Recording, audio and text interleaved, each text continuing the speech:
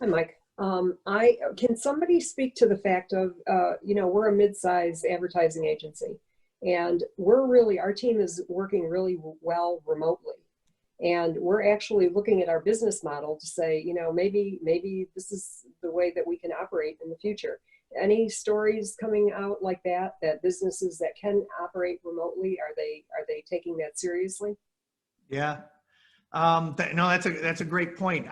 So I can share our story real quick, and then I'll go back to we had one of our employees that we love that was moving out to Colorado, and she knew that in November of last year, had made the decision that we were going to do that. She was going to do that.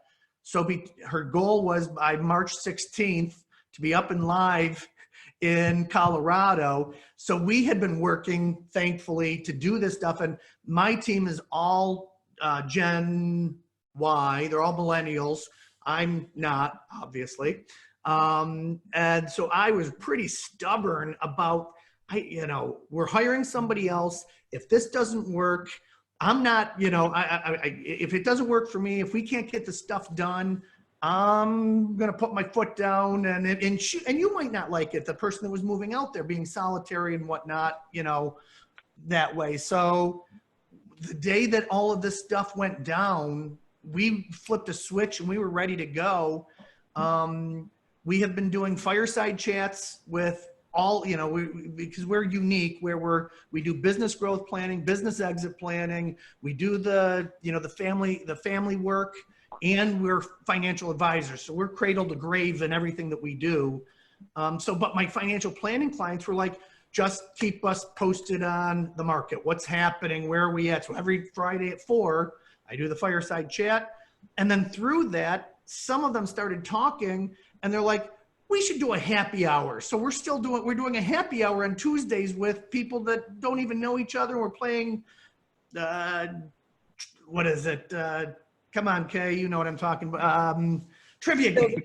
Yeah, we're playing trivia online. So that was one of the ways that we've been doing it. I'm positive that my team will be saying, well, I'm taking this week to work from Florida and get my work done. I can easily see that coming, and that'll be okay. Kay's sister, Kay, just jump on for a second, then I want to turn it back around.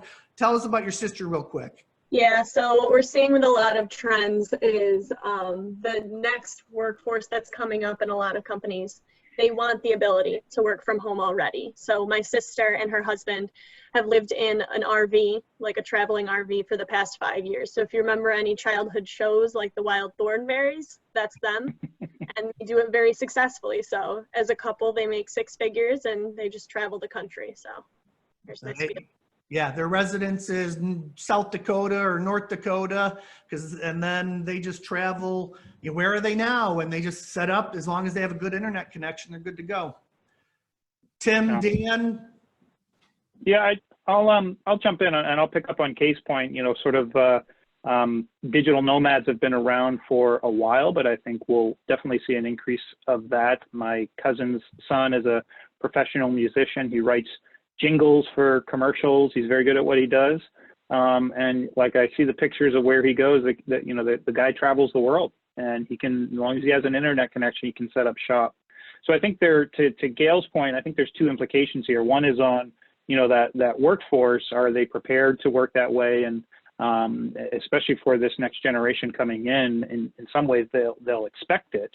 I know with our own team at the Smith Family Business Initiative, I would argue that our level of communication has increased greatly. And, we all work in an office together, and you just sometimes take for granted that proximity factor.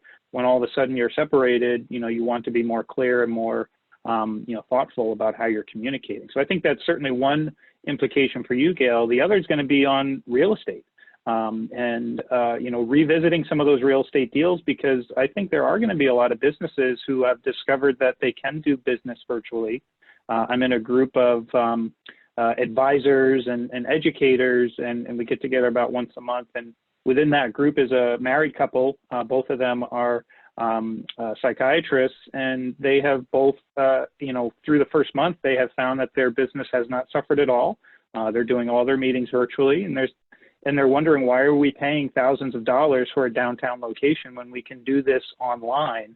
And so they are looking at vacating that lease at the first possible opportunity. So, you know, for those that have physical infrastructure, I think many are going to have to take a serious look at, is it necessary?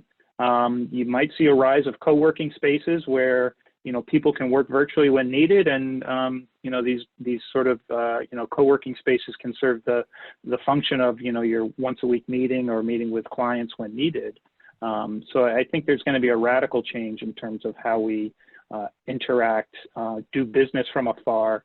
Certainly, there's always going to be a need for face-to-face, but you know, I think the threshold is going to grow a little bit higher as to when and where that's necessary. Yeah, Dan, I think you're spot on with that, because I have an oil and gas. They don't actually do exploration, but they're more oil and gas investment firm, and the son-in-law, who is the leader of the next generation, was one of these people who would get to work at 7 in the morning and he usually wouldn't get home till 7 at night. Now he's been working from home because he's forced to, and I was just on a call with him like this yesterday, and he said, you know, Tim, I think I'm going to do this 3 days a week. I really enjoyed being at home. I don't want to go to the office, and I don't see why we need to make people deal with commutes when we don't manufacture anything. It's just a matter of structuring it. And I think I also do some stuff with the Colorado Cattlemen's Association with ranchers. And I think we're going to be starting to shift into the ranch mentality, where you work where you live and live where you work. But you're going to have to be new balances struck. And I think there'll be even a whole new consulting industry of people who can help companies set up permanent virtual workforces.